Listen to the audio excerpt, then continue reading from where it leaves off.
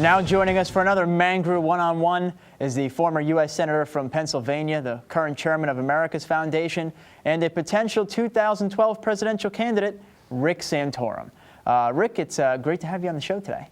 Well, thank you, and it's an honor to be with you, and it was even more of a pleasure to meet you in person when I was down in Boca Raton. So many people in America have been hearing about the Tea Party for the last year and a half. Yet there still remains a great amount of inconsistencies and mysteries surrounding the group. So for the record, what is the Tea Party and how is it different from, let's say, the Republican Party? Yeah, the great thing about the Tea Party is it's been motivated by people who believe that the founding principles of our country are being lost. That not just lost, I mean, they're being deliberately changed by this administration and by the folks in Congress. That we are walking away from constitutional principles of limited government, of believing in natural rights that are bestowed by our Creator, not by the government.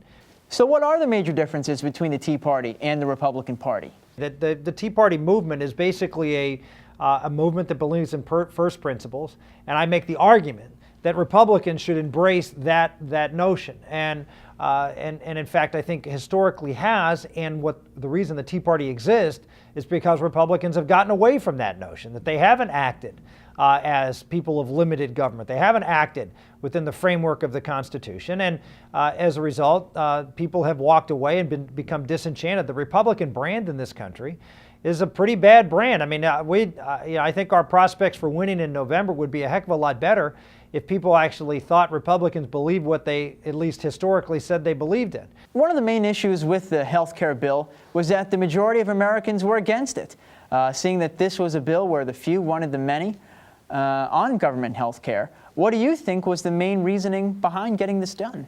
What Democrats believed is that they can, in a sense, buy your vote, number one, and number two, that they could hook you.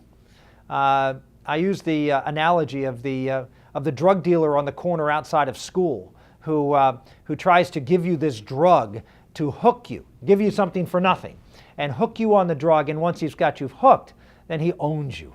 And that's pretty much how the Democrats look at it, that once they get you hooked on this entitlement, that you will vote for them, and they'll be able to scare you into giving them more money and giving them more power so they can provide more for you. It's exactly how government-run schools get more money and how they continue to go up in cost. And by the way, the quality of education doesn't go up, but the cost continues to go up.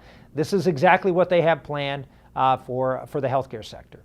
The financial solvency of Europe and Greece in particular seems to be driving the markets these days. And to solve the problem, the U.S. contributed $3 billion of U.S. taxpayer money to Greece, and through the IMF, some $70 billion for the overall European Emergency Fund. And with the real threat of contagion, was bailing out Greece the right thing to do? No, but you're talking to someone who didn't believe the TARP was the right thing to do. You see, look, I have this funny idea that America was a country that is a great country because we permitted people to fail. We have a high tolerance for people succeeding as well as succeeding greatly and failing greatly. And that it's through those failures that Americans learn the lessons that make us better the next time. And what Barack Obama, and unfortunately to some extent George Bush, believes is that failure is a bad thing, that we can't let people fail because too many people get hurt. I would make the argument that more people get hurt if we don't let failure happen, that we don't learn the lessons and get better at what we are doing. Learn those moral hazards, those lessons that are important to learn so that we can run better, more moral business. Look at all of the corruption and greed and fraud that Barack Obama loves to talk about. Talks about all this greed on Wall Street. Yes, punish it. How do you punish it? Let them lose their money. Back in 2006, you were warning Americans of a little-known leader at the time by the name of Mahmoud Ahmadinejad. Fast forward 4 years, and we're now looking at the most dangerous dictator in the world. With Ahmadinejad making allies through different financial trade deals, oil barters with countries that are supposedly our allies, like Brazil and Turkey, what can the U.S. do to make sure that our allies are with us? Well, you know, one of the things that we've seen from the policies of the Obama administration is not only have we embraced countries like Russia and China and Iran and other folks who have been hostile to the United States, or at best cool to the United States in the case of China and Russia, but we have turned our back on our allies. This is the wrong message. This is the wrong policy. Our friends have to know that we will stand with them, that we will support them, and that we will defend them. And our enemies have to know we will confront them. Otherwise, you will have a lot fewer friends and a lot more enemies. Rick, you're known as a family man, and you have a beautiful wife, 7 children, the most of which was Bella, who was diagnosed with trisomy 18, a serious genetic disorder that is fatal in 90% of cases. And with other Americans going through very similar things out there, how did you feel when the doctors told you that your child was going to die, and how did you ultimately overcome that?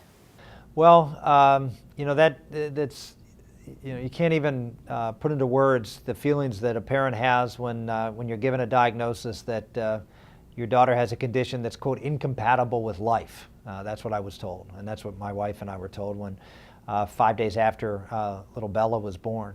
And our feeling was that she was our daughter, and we loved her, and we were going to do everything we could to make sure that she had the best life possible, whatever that was. God may bless you, and you may have your child for a long time.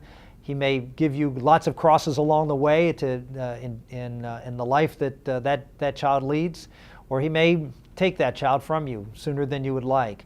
But if you've held up your end of the bargain, you can have a peace that otherwise I don't believe you would have. And it's been a great blessing to be able to talk to parents and to be able to at least explain to them the road we've walked, and hopefully give them some help in their journey. Rick Santorum, former U.S. Senator from Pennsylvania and current chairman of America's Foundation. Rick, thank you so much. Honor having you here on the program. It's an honor to be here. I look forward to coming back again sometime.